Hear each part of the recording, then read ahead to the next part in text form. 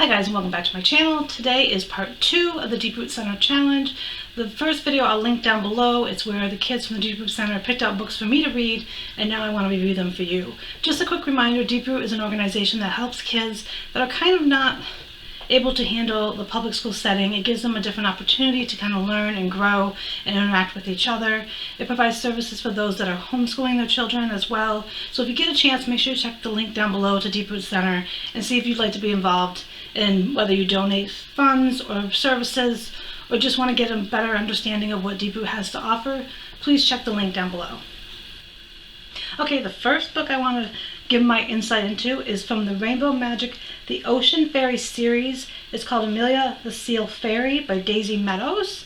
I thought this was a really cute book. I especially liked the part around page 38 of how they kind of wake up the walruses that are hiding something that they need to find. I thought this part was really cute. And what is good is because it's a series at the beginning, it does do a little blurb to let people know what happened in the previous book, which I thought was nice in case somebody like me just picks this up on its own. I gave it a 3 out of 5 stars. I felt like it was a decent read for a young kid. I mean, it wasn't, we'll say mind-blowing or anything like that, but it was definitely a cute read. If you have a kid that likes animals, this would probably be a cute little read for them to do. And I'm sorry for saying cute so much, but I can't help it. It was a cute book. The next book was a Goosebumps book written by R.L. Stine called The Haunted Mask. Now, I kind of grew up, I believe, reading some of his books. I feel like R.L. Stine has been around for a long time. This one is basically about a girl, Carla, who kind of like, these guys like to scare her. She scares easily, so she wants to get payback a little bit on them. She ends up wanting to find like a really creepy mask for Halloween so she can scare them. And she comes into this one shop and sees a mask, and then stuff unfolds with the mask, and there's a reason they consider it like haunted mask. And the ending is kind of leaving you up for wondering if there would be like a sequel to this, or if it's just the way the author wanted it to end. That kind of left you going, uh-oh. So if you get a chance to read this to a young kid, I mean, even if you're older, I love reading like books like this when you're not sure what you want to read. Like sometimes picking up a kid's book is kind of fun. Again, I gave this a 3 out of 5 stars. The one that could have probably made better is, I'm not really sure. Like I don't know what would have made like a 4-star kid book for me. I just felt like it was pretty average for R.L. Stine that I remember reading. So, but all in all, not a bad book to read to a kid, like a family night, or have them read on their own. This next one is called Warriors Into the Wild by Erin Hunter. This one was kind of interesting, and it did confuse me at times, and I'll explain why. It's about like basically this one cat that comes into the wild area where he lives. He's a house cat originally. He ends up deciding to join the warrior cat, like join the cats in the wild basically. And he starts out kind of at a low ranking, so as he ranks up or other cats rank up, their name slightly changes. So that was slightly confusing to me. Could just because I'm old, but it was slightly confusing just to make sure you're keeping track. Again, it's part of a series. This is like the first one of it. I don't remember how many are in the series. I do feel like my teenager read one of these or started to read one of these years ago. I don't think they were reading them in order, but it was actually kind of interesting because it kind of got a dynamic between like how even the world can be, the ones that are in charge, the ones that are backstabbing people, and just how you kind of go up in ranks. Like it actually was a really interesting read. I gave this one a 3.5 out of 5 stars. So it was actually a little better than I felt the other kids' ones were. I felt this one had you thinking a little more about the dynamics and relationships and kind of what it takes and what you kind of learn when you're part of like a tribe or a group and how you may try to survive. But it is interesting. I almost am curious to maybe read more in this series at some point to see what kind of happens overall. Because again, the main character, I'm trying to figure out his name because he started out as, because he went through a couple different names. He started out, now I can't remember. Oh goodness, what did he start out as? Why is it when I want to find a name? Rusty. The main cat started out as Rusty, but then he ended up getting a different name when he got part of the warrior clan, and then that name evolved a little bit throughout the story, or will evolve throughout the series, I'm gathering. But it's pretty cool, and they even offer like a little, let me see if I can, like a map, and there's not really any pictures in it. I mean, there's a little bit of like, before the chapters, there might be like an image of a cat or something. But this was pretty interesting. I thought it was kind of an interesting concept for young people to read. It kind of gave me vibes of like maybe Lord of the Flies or something of that dynamic of survival. But yeah, if you get a chance, this would be kind of an interesting read for your kid. Whether they're a boy or a girl, I think they would find this kind of interesting. The next one that they gave me to read was called Daughters of Eve by Lois Duncan. A little backstory on this is I ended up finding out by the end of the book, because there's like an interview with the author kind of thing at the back, that this is a remake. Not necessarily a remake, a rewrite slightly. This was originally, I believe, published in the 70s or 80s. Now I can't remember that part, but it was like 70s or 80s, and she modernized, I can't say the word now, a couple aspects to kind of bring it more today, because this copy was released in 2000, I want to say 5? It was originally done in 1979, and then it was remade in, what is it going to tell me? October 2011. I was really off.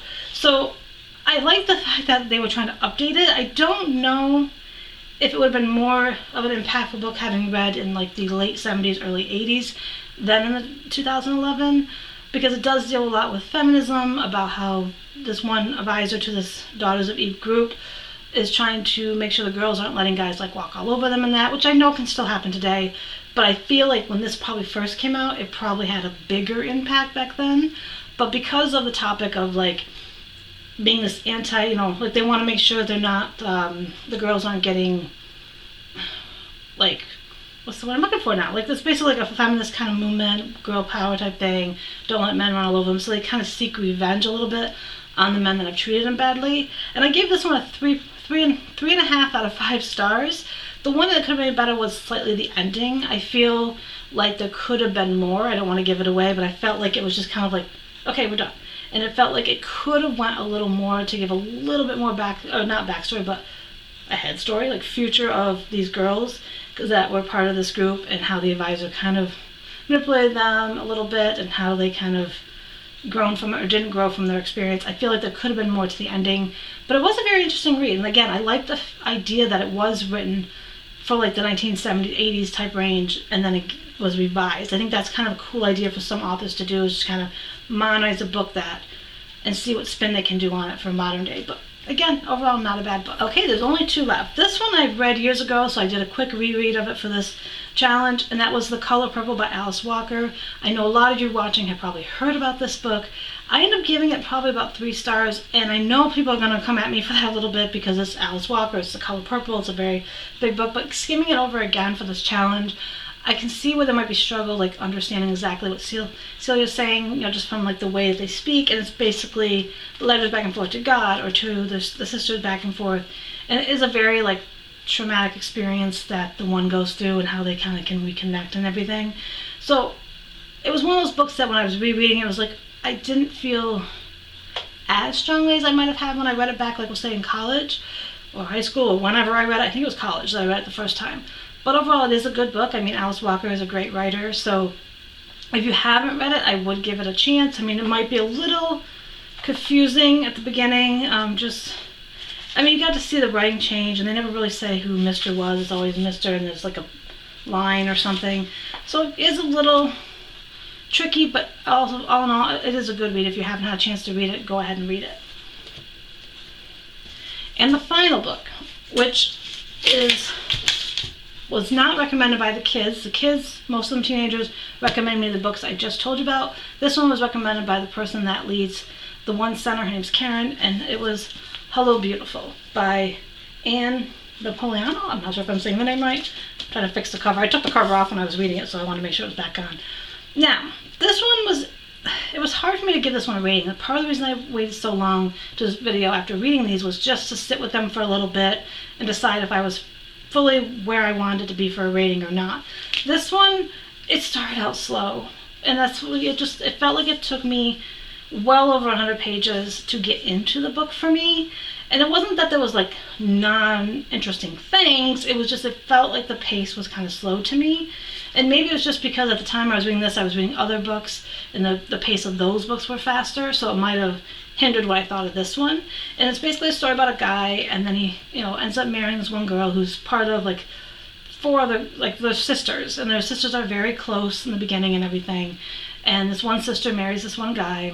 The relationship doesn't really last, and things kind of transpire between 2 sisters, and it kind of puts like a wedge between the family a little bit, until at the end when this kind of, everything coming together. I don't want to give too much away because it is an interesting read. I gave it a 3.5 stars out of 5. I think it would have made it more of a 4-star for me if the pace would have been a little faster at the beginning. And I also felt like more of the guy's story could have been in there. It touched on like his family. He was not close to his family. There had been a death in the family as well years ago. But I felt like I wish there would have been a little more of his family side versus the girls. But I understand why they didn't. And the reason like it's called Hello Beautiful is the girl's father kind of uses that phrase in the book. But overall, I mean, it was not a bad read. If you've never heard of this book, I would give it a read. Just be prepared that if you like things starting with a quicker pace, this may start a little slower.